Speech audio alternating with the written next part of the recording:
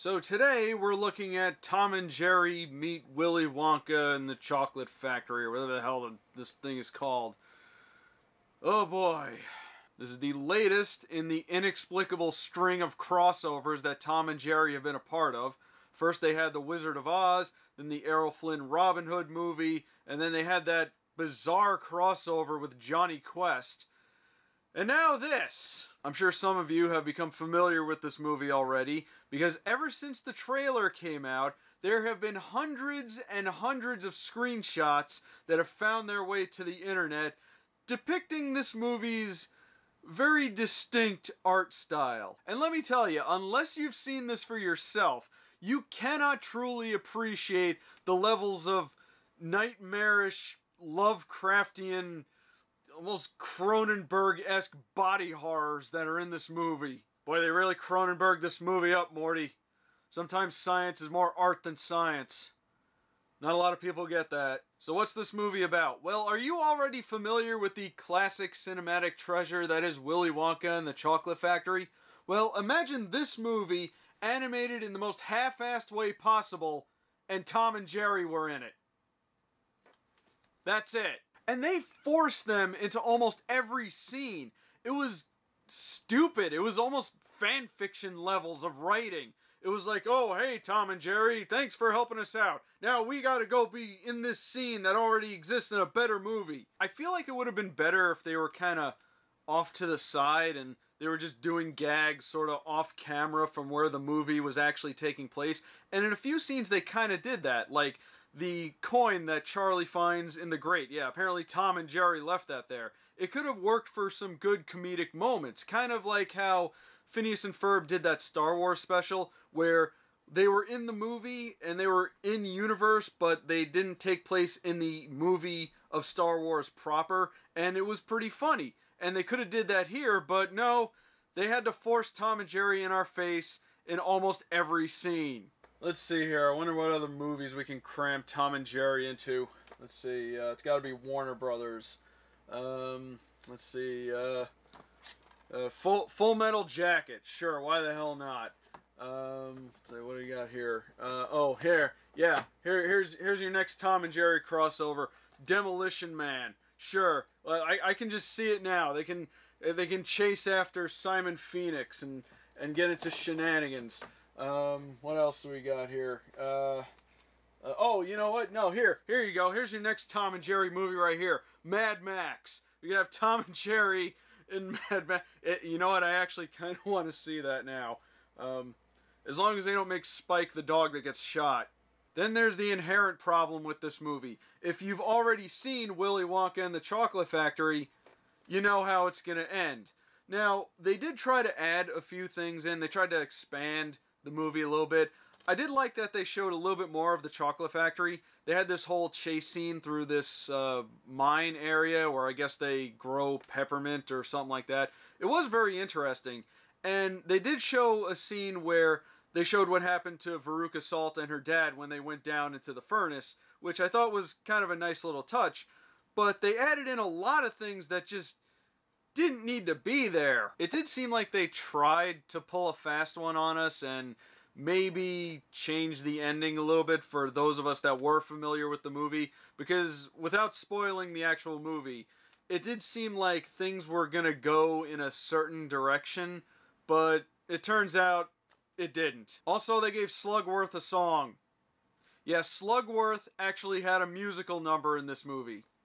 And he sang Veruca Salt's song. You know the song, Don't Care How I Want It Now. Yeah, they gave him that song.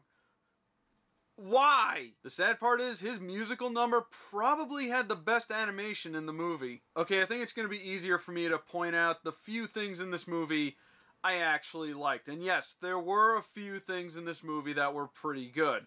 For one, the comedy bits with Tom and Jerry. They were actually really funny at times. They were really reminiscent of the original cartoons.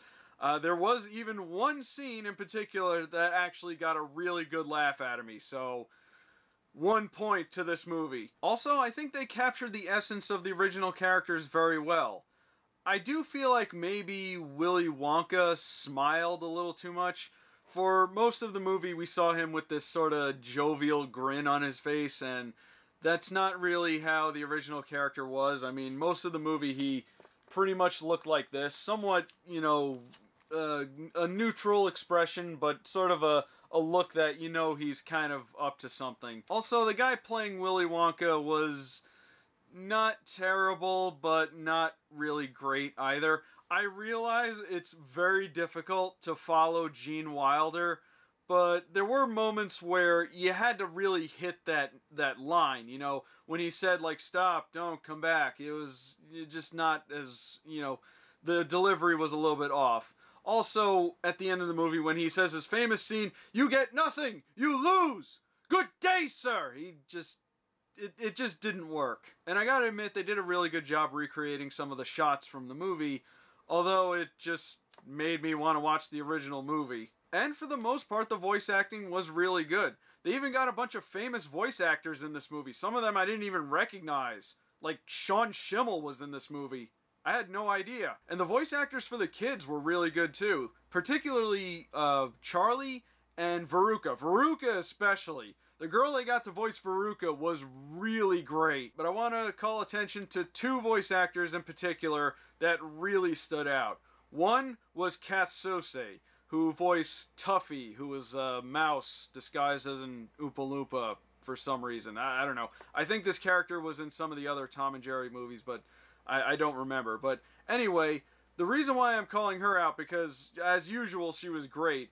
But she got to do the speech from the tunnel scene, and she actually managed to make it a little bit creepier than the original movie, because she was reading it in her little boy voice, and it just added just that much to it. So, respect to her. And the other one is Jess Harnell, who voices the candy shop owner from the beginning of the movie, and he's also the voice of Grandpa Joe.